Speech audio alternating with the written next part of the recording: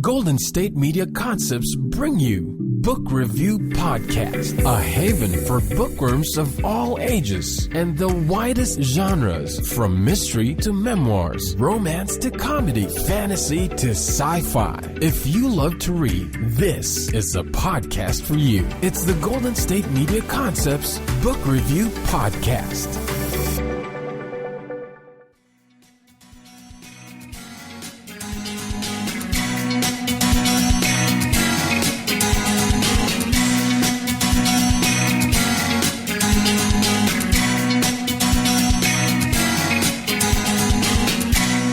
Hello and welcome to the GSMC Book Review Podcast, brought to you by the GSMC Podcast Network. I am your host, Sarah, and I am happy to be here with you. Question for you. Do you remember a million years ago, if you happen to listen to that episode? I know, a million years, that's hyperbole, but you know I love hyperbole. So do you remember a million years ago when I said that I was going to do my next episode on gardens and plants, and that it was kind of a weird story? Well, then life happened, as life often does, and I am just now getting around to doing that. So it was the longest teaser ever. Not ever, okay, that's again hyperbole. Gosh, just leave me alone, okay? At any rate, so this all came about because my coworker at one of my jobs has a plant, and I am in the office every day in the mornings, and she is often not in the office every day, so she asks me often to water her plant while she's gone. Not a problem. Its name is Planty. I did not name it, although I probably would have named it, I don't know, I name everything Norman, or some other old man name. So Planty, it needs to be watered, and my coworker was saying one day that she worries that it's not getting enough TLC, you know, it doesn't get direct sunlight, or maybe it would do better if it were in some fresh air every once in a while. And so I jokingly said, well, do you want me to start taking it outside and giving it spa days? And I actually did that one day. I took it outside and let it soak up some sunshine, and Planty is looking quite lovely. And then I started joking that I could take it outside, give it its spa day, and read to it, because, you know, you're supposed to talk to plants. It's supposed to help them, which got me thinking, okay, what would I read to the plant? Well, probably you could read anything to a plant because, you know, they're just soaking up the attention along with the sunshine, right? But no, I need a theme. I always have to have a theme for everything. So what would I read to a plant besides books that are set in a garden or books about plants? I wouldn't necessarily read nonfiction books about plants. I might. It depends on if I was in the mood for a nonfiction book about plants. I'm not saying I have anything against nonfiction books about plants. I'm sure they're very interesting and that I would learn a lot. But I would read stories that are set in a garden, which then led me down the garden path of finding out some of those books. Now, the first one that popped into mind, of course, is The Secret Garden. And if you don't know The Secret Garden, if you've never read it or haven't seen a movie or even heard of it, I don't even know. But it is by Frances Hodgson Burnett, and it has had numerous adaptations made of it as a movie. But the book itself was first published in book form in 1911 after it had been published as a serial in 1910, a serial version in a U.S. magazine. The book is set in England, and it was originally published by Stokes with illustrations by Maria Louise Kirk, signed as M.L. Kirk. And the British edition it was published by Heinemann with illustrations by Charles Keith Robinson. And then, of course, as I've said, it's been many versions of movies. So what is The Secret Garden about? Well, it is It's considered a classic of English children's literature. Mary Lennox, a sickly and unloved 10-year-old girl, is ignored by her wealthy parents who never wanted her. She is cared for by servants who allow her to become spoiled and self-centered, but after she is sent to live on her uncle's isolated manor, everything changes when she discovers a secret garden. That sort of tells you something, but not a lot. Yes, Mary Lennox she's understandably kind of she's been spoiled, she's been ignored, all those things that make for maybe a not so nice child. She's eventually sent to live with her uncle, and she's rude like always. She, of course, doesn't like her new home. She doesn't like the people that are there. She's just grumpy about everything. And she doesn't like where she lives. It's on a moor. Of course, it's on a moor. What dreary book isn't set on a moor? But there is a good-natured maid named Martha Sowerby who tells Mary about the late Mrs. Craven, who would spend hours in a private walled garden growing roses. Mrs. Craven died after an accident in the garden, and the devastated Mr. Craven locked the garden and buried the key. Mary becomes interested in finding the secret garden herself, and her ill manners begin to soften as a result. Soon she comes to enjoy the company of Martha, the gardener Ben Weatherstaff, and a friendly Robin Redbreast. Her health and attitude improve, and she grows stronger as she explores the moor and plays with a skipping rope that Mrs. Sowerby buys for her. Mary wonders about both the secret garden and the mysterious cries that echo through the house at night. So she explored, so she discovers this garden, and then she discovers the source of the mysterious cries. And basically, it's just, a story of a young girl who's been neglected, who finds healing in nature, as often happens. She finds this secret garden and begins to enjoy spending time in it, begins actually making some friends and not being so rude and grumpy about everything. And then she discovers a boy who is the source of the mysterious cries, and he is sick and bedridden, but Mary is nothing if not stubborn, and she determines that he's not really sick, and she takes it upon herself to start getting him up and making him do stuff, and it's amazing. It's an unspecified problem, but he is again spending most of his time in bed. He is the son of Mr. and Mrs. Craven, and so his name is Colin, and Mary just takes it upon herself to ignore everything the doctors and the servants have said about his condition. And I don't know how she decides that she has the medical knowledge to do this, but she gets him up and moving. And eventually, of course, his father, who's often traveling abroad, as so often happens in these books, comes home, he sees the improved health and the improved spirits, and he finally comes home when he receives a letter from Mrs. Sowerby, and things turn out very well, all because Mary was stubborn and persistent, and she found the secret garden, and it healed her, and she was then able to heal Colin through a series of just being really stubborn and not listening to anyone.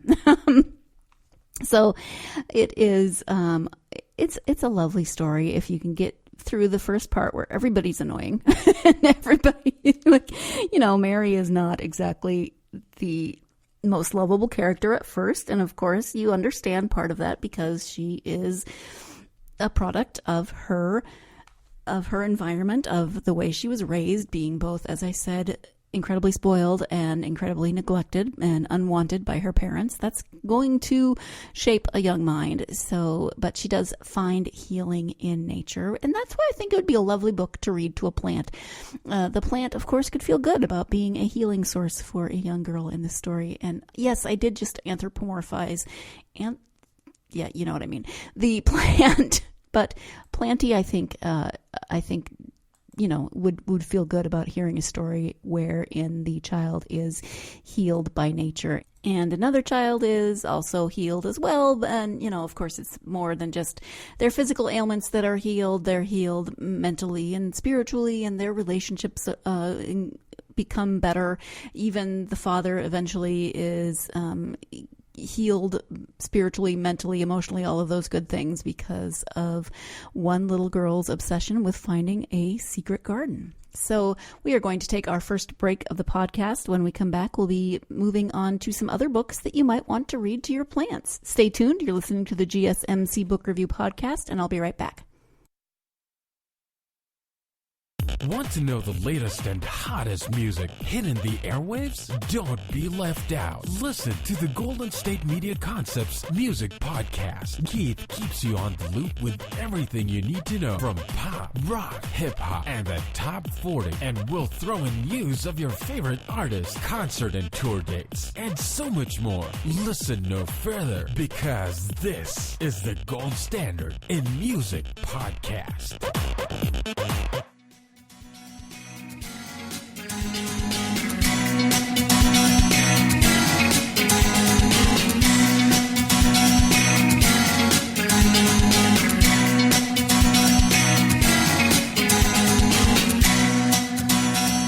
Welcome back to the GSMC Book Review Podcast. We are talking in today's episode about books that you might want to read to your plants, or, just read if you like gardens or whatever. And the first one we talked about, of course, was The Secret Garden. And then, as I am wont to do, I went and did an internet search to find lists of books about gardens. And there are so many books with garden in the name, of course. The first one on the Goodreads list that I pulled up first was The Secret Garden, not shocking. The Forgotten Garden, Midnight in the Garden of Good and Evil, Tom's Midnight Garden, Garden Spells, Elizabeth and Her German Garden, The Samurai's Garden, The Garden Party and Other Stories. Garden, The Constant Gardener, The Virgin in the Garden.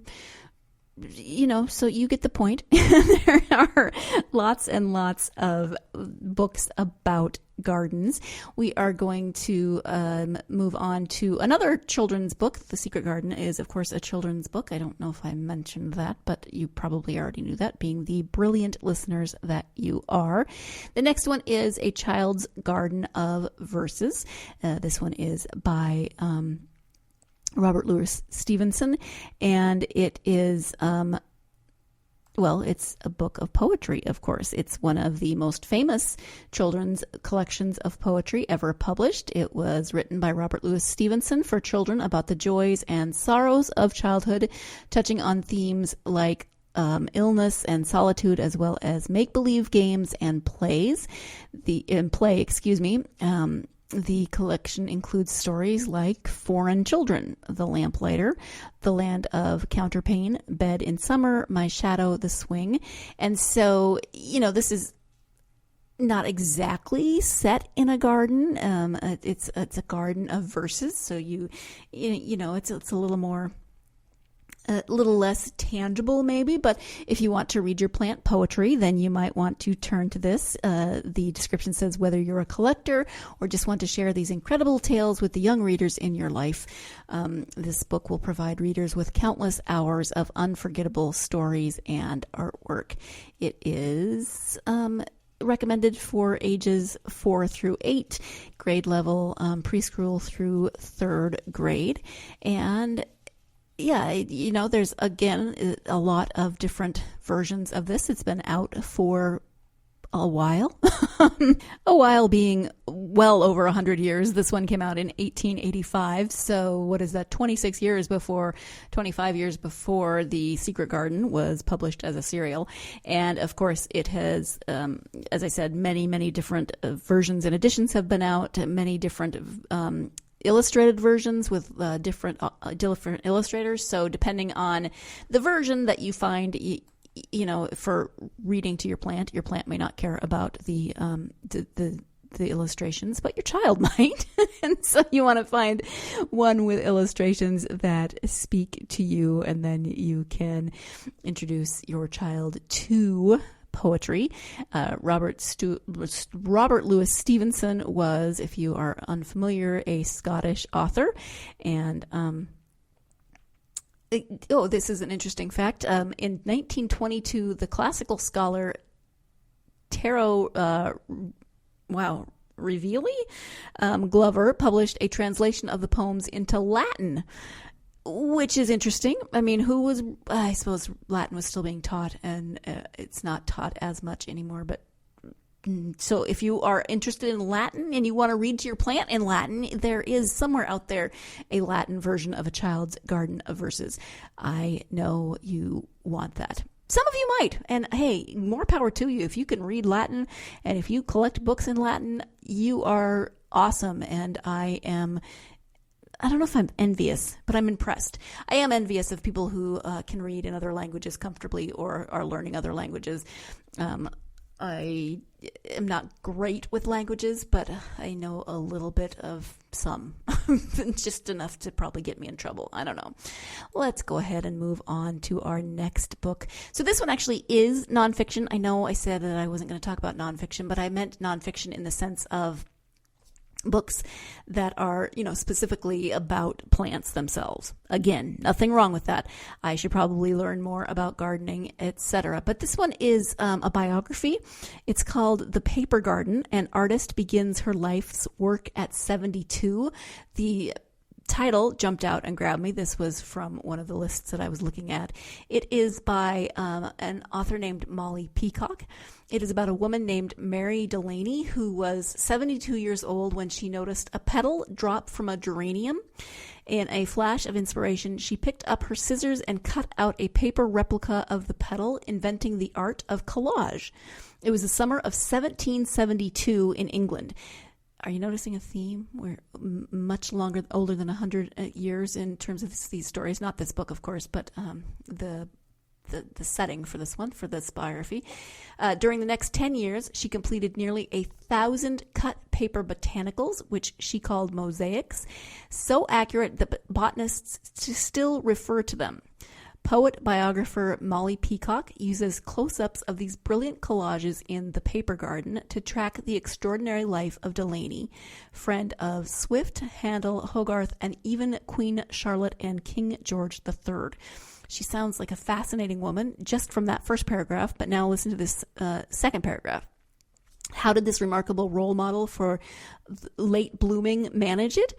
After a disastrous teenage marriage to a drunken 61-year-old squire, she took control of her own life, pursuing creative projects, spurning suitors, and gaining friends. At 43, she married Jonathan Swift's friend, Dr. Patrick Delaney, and lived in Ireland in a true expression of midlife love. But after 25 years and a terrible lawsuit, her husband died. Sent into a netherland of mourning, Mrs. Delaney was rescued by her friend, the fabulously wealthy Duchess of Portland. The Duchess introduced Delaney to the botanical adventures of the day and a bonanza of exotic plants from Captain Cook's voyage, which became the inspiration for her art. Peacock herself first saw Mrs. Delaney's work more than 20 years before she wrote The Paper Garden, but like a book you know is too old for you, she put the thought of the old woman away. She went on to marry and cherish the happiness of her own midlife in a parallel to Mrs. Delaney, and by chance rediscovered the mosaics decades later. This encounter confronted the poet with her own aging and gave her and her readers a blueprint for late life flexibility, creativity, and change. That is one of the most thorough descriptions of a book on Amazon that I have ever seen, and I am fascinated. This is going on my list someday. It's going on my list of books that I want to read. This woman sounds fascinating. And even without the collages and the mosaics, she had a pretty crazy life. And she sounds like a really interesting person, an interesting role model, a role model for really changing the course of your life any number of times, kind of just going with what happens and making the best of it. So, will your plant enjoy this book? Hey, maybe, but it sounds great to me. And again, yeah, I know I'm asking if your plant will enjoy the book. You know your plants better than I do. You know what maybe they want to read in life. I don't know these things. I don't know your life. I don't know your plants' lives. I don't have plants. I used to have plants. I used to have a ton of plants. And then I moved so many times after college. And I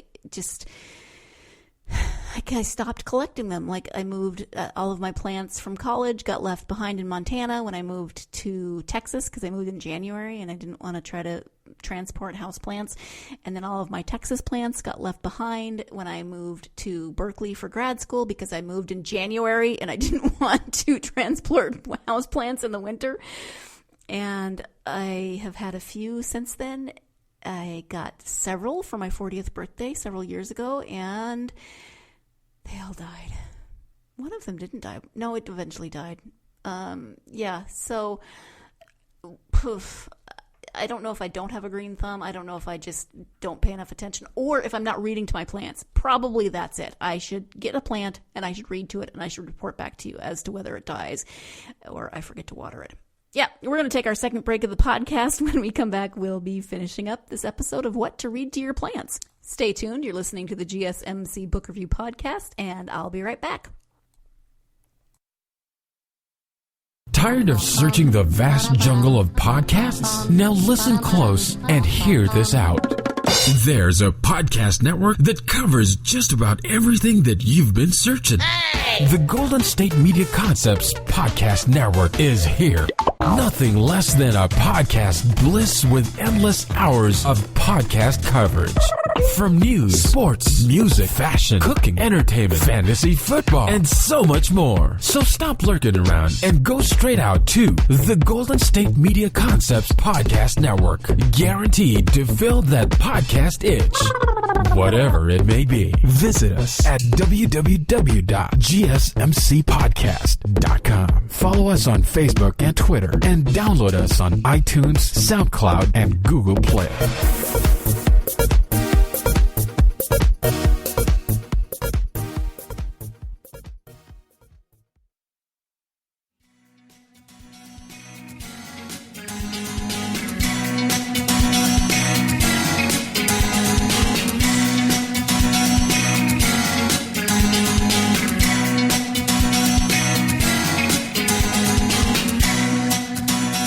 Welcome back to the GSMC Book Review Podcast. Today's episode is What to Read to Your Plants, which maybe is kind of ridiculous, but it's okay.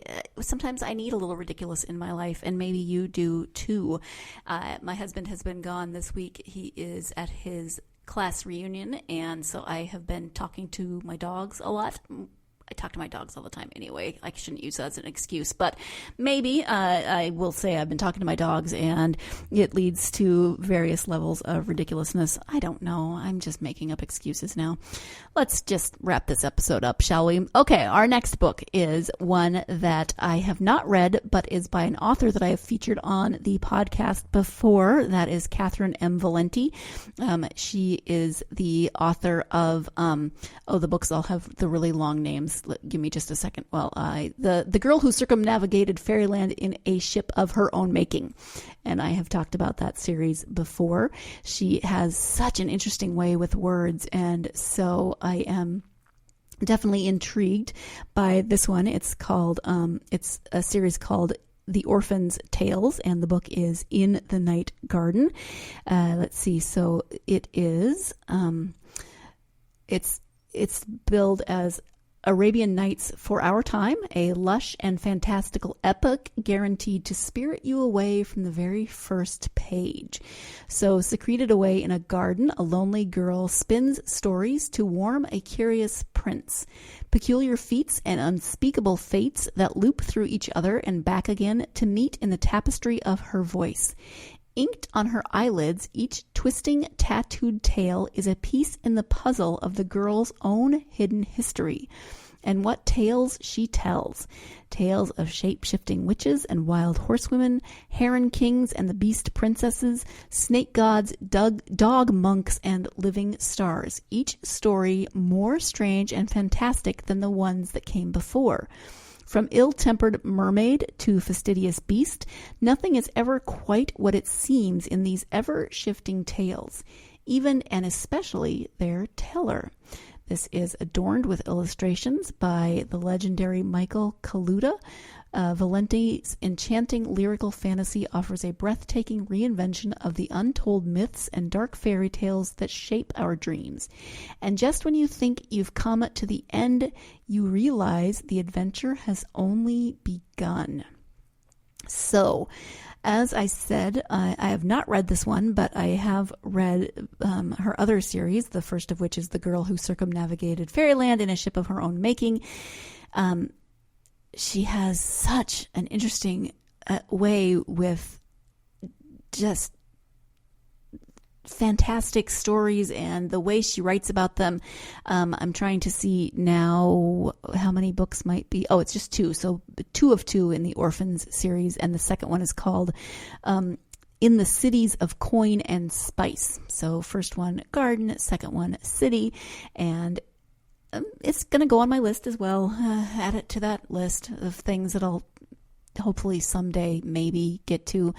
Who knows? Maybe you can read it and let me know how it is, please. So a few other books as we are wrapping up this episode.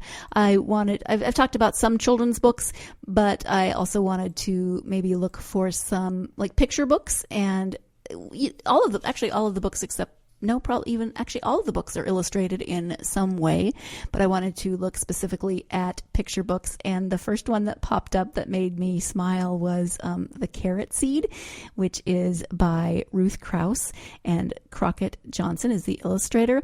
It is a classic story, kind of right in there with Harold and the Purple Crayon.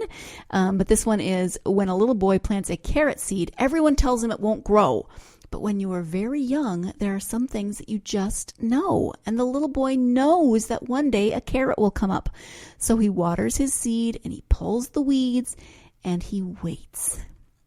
This beautifully simple classic teaches the patience and technique of planting a seed and helping it grow. It was first published in 1945 and has never been out of print. It is the timeless combination of Ruth Krauss's simple text and Crockett Johnson's eloquent illustration, and it creates a triumphant and deeply satisfying story for readers of all ages. This was a story that I read as a child and has a special place in my heart.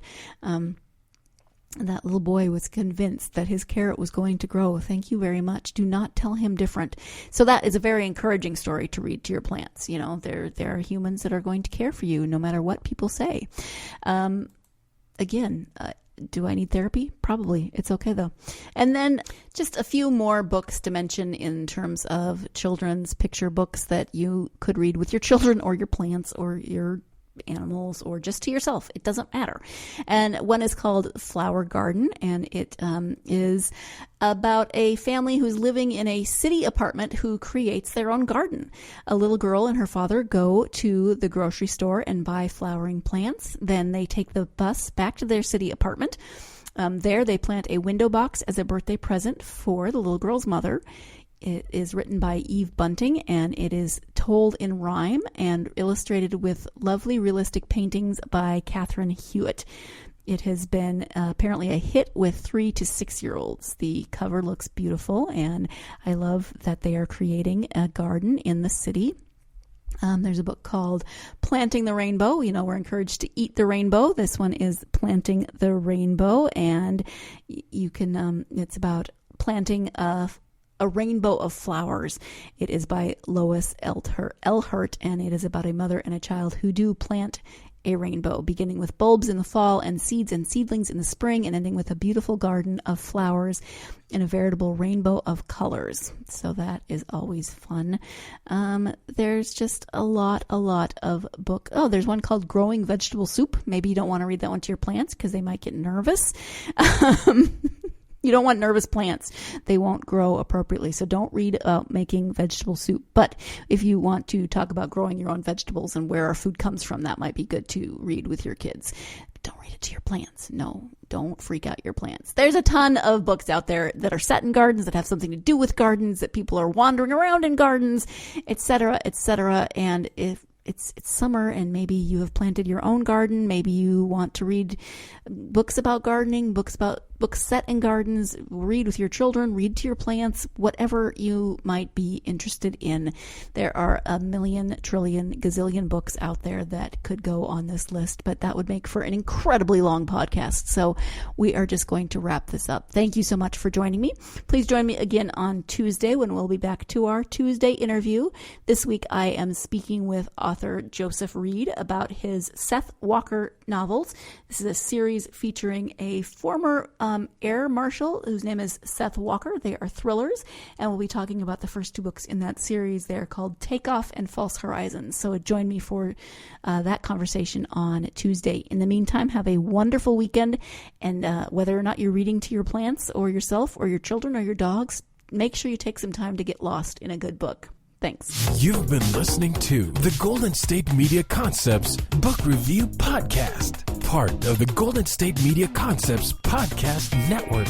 You can find this show and others like it at www.gsmcpodcast.com. Download our podcast on iTunes, Stitcher, SoundCloud, and Google Play. Just type in GSMC to find all the shows from the Golden State Media Concepts Podcast Network. From movies to music, from sports to entertainment, and even weird news. You can also follow us on Twitter and on Facebook.